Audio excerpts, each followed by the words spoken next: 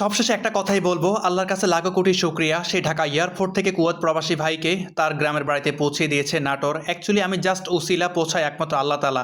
আসসালামু আলাইকুম, সবাই কেমন আছেন? আশা করছি সবাই ভালো আছেন। আলহামদুলিল্লাহ, নতুন আরেকটি ভিডিও নিয়ে হাজির হলাম। আমি আমজাদ আপনাদের মাঝে। এই মুহূর্তে দেখতে পারতেছেন আমি প্রবেশ করতেছি ঢাকা বিমানবন্দরে।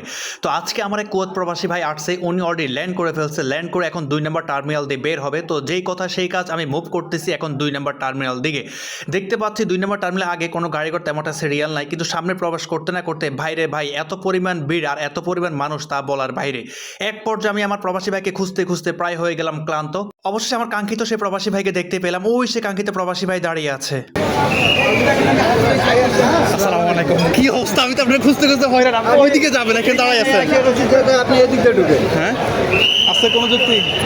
ইতিমধ্যে আপনারা যাকে দেখতে পেয়েছেন উনি আজকের কাঙ্ক্ষিত কুয়েত প্রবাসী ভাই। তো ভাই বিগত 25 দিন আগে আমার সাথে যোগাযোগ করে মেসেঞ্জারের মধ্যে। এক পর্যায়ে কনফার্ম হওয়ার পরে ভাই আজকে 25 দিন পর ফাইনালি বাংলাদেশে আসে। তো যেই কথা সেই কাজ দেখতে পেয়েছেন। ভাইয়ের যে ট্রলিটা আর মালামাল সহকারে সোজা গাড়ির কাছে নিয়ে চলে আসতেছিলাম।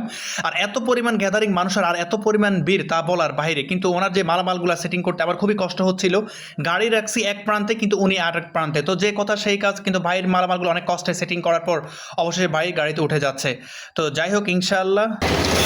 তো কি অবস্থা আপনার ভাই? আলহামদুলিল্লাহ, আল্লাহ রাখছে। এমনি কোনো সমস্যা হয় না তো নাকি? না, এমনি কোনো আল্লাহর রহমতে কোনো সমস্যা নেই। ল্যান্ড করছেন কয়টার দিকে?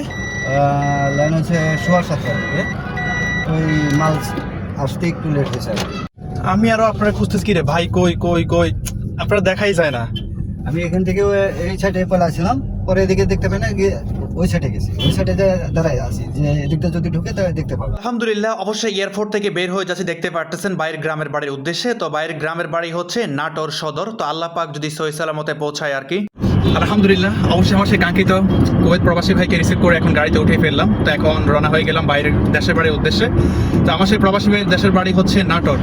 তো ভিডিওটার সাথে থাকবেন, সম্পূর্ণ দেখবেন, যাতে প্রবাসী ভাইটাকে সহি সালামত আল্লাহর রহমতে নামে দিতে পারি তার গন্তব্যে।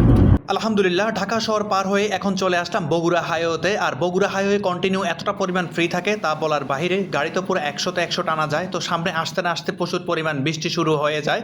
মানে বৃষ্টির কোনো তাল পাচ্ছিলাম না। এই বৃষ্টি শুরু, এই আবার বৃষ্টি হয়ে যায়। আর আকাশটা এত পরিমাণ মেঘ হয়ে আছে, তা বলার বাহিরে। মনে হচ্ছে পুরো এক সাগর পানি এই মুহূর্তে ঢেলে দিবে। তো দেখতে পারতেছেন আমার যাত্রী খুব রিল্যাক্স মোডে আছে। আর এক পর্যায়ে আমি তো গাড়িটা আমার কন্ট্রোল অনুযায়ী খুবই ধুমসে টানা শুরু করলাম। প্রায় যমুনা সেতুর কাছাকাছি চলে আসছি। আর এদিক দিয়ে দেখতে পারতেছেন আমার ডাইন সাইড দিয়ে কি পরিমাণ ট্রেন স্পিডে যাচ্ছে। মানে এটা যমুনা সেতু রেল স্টেশন, এখানে থামবে। তো আলহামদুলিল্লাহ, অবশ্যই যমুনা সেতুর টুল কাউন্টারে চলে আসলাম। তো এখানে 550 টাকা টুল পে করে এখন যমুনা সেতুর ফ্লাইওভার উপর দিয়ে ছোটা শুরু করব। আর মাঝখান দিয়ে একটা কথা বলতে চাই, প্রবাসী ভাইদের দৃষ্টি আকর্ষণ করতে চাই। যারা আমার সাথে যোগাযোগ করতে চান, আপনারা অবশ্যই আমাকে ভয়েস SMS করবেন মেসেঞ্জারে। আপনারা অনেকেই আছেন আমাকে মেসেঞ্জারে কি করেন, ভাই আপনার নাম্বার দেন।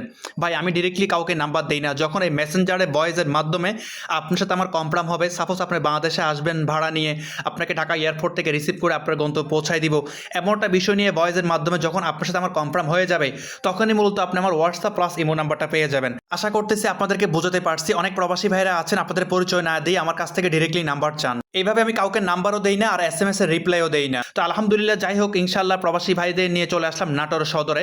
আল্লাহ পাকের কাছে লাখো কোটি শুকরিয়া। তো এখন প্রবাসী ভাইয়ের যে গ্রাম, সেই গ্রামের রাস্তা দিয়ে ঢুকেছি। আসলে গ্রামের রাস্তাঘাট একটু কাদামাটি থাকবে, এটাই স্বাভাবিক বিষয়। তো প্রবাসী ভাই দেখতে পারতেছেন এখন আমার গাড়ি থেকে নেমে যাচ্ছে। সবশেষে একটা কথাই বলবো, আল্লাহর কাছে লাখো কোটি শুকরিয়া, সেই ঢাকা এয়ারপোর্ট থেকে কুয়েত প্রবাসী ভাইকে তার গ্রামের বাড়িতে পৌঁছে দিয়েছে নাটোর। অ্যাকচুয়ালি আমি জাস্ট উসিলা, পৌঁছায় একমাত্র আল্লাহ তালা। তো দেখতে পারতেছেন ভাইয়ের যে মালামালগুলো ছিল, এগুলো সর্বশেষ এখন নামিয়ে দিলাম। অবশ্যই আমার সেই কাঙ্ক্ষিত প্রবাসী ভাই আপনাদের মধ্যে কিছু কথা বলবে আপনাদের উদ্দেশ্যে। আলহামদুলিল্লাহ, তো ইতিমধ্যে আমার সেই কাঙ্ক্ষিত কুয়েত প্রবাসী ভাইকে নিয়ে চলে আসলাম নাটোরে। ভাই আপনি তো আসলেন ঢাকা থেকে এই পর্যন্ত, আপনার গ্রামের বাড়ি পর্যন্ত কোনো প্রবলেম ফেস করছেন কিনা আমাদের প্রবাসী ভাইদের উদ্দেশ্যে কিছু বলেন। আসসালামু আলাইকুম। আমি একজন কুয়েত প্রবাসী। আমি আমজাদ ভাইয়ের সাথে মোটামুটি 1 মাস আগে থেকে যোগাযোগ করি। আল্লাহর রহমতে যোগাযোগ করে আমজাদ ভাই আমাকে রিসিভ করেছে। ইনশাল্লাহ ঠিকঠাক মতো নাটোরে আমাকে পৌঁছায় দিচ্ছে। কোনো অসুবিধা নেই, আপনারা যোগাযোগ করতে পারেন নিঃশান্তিতে, নির্ভয়ে। তো যাই হোক, ইতিমধ্যে আমার সেই কাঙ্ক্ষিত প্রবাসী ভাই কি বলছে শুনতে পেয়েছেন। তো আজকে ভিডিওটা এই পর্যন্ত। যদি ভালো লাগে অবশ্যই শেয়ার করে দিবেন, আর পেজটি ফলো করে দিবেন, যাতে সবার আগে ভিডিও চলে যায় আপনার কাছে। আর যারা ইউটিউব থেকে দেখছেন অবশ্যই চ্যানেলটি সাবস্ক্রাইব করে দিবেন। আর আমার ইউটিউব চ্যানেল, আমার ফেসবুক পেজে লিঙ্ক দেওয়া থাকবে কমেন্টে। তো সকালে ভালো থাকবেন। আসসালামু আলাইকুম।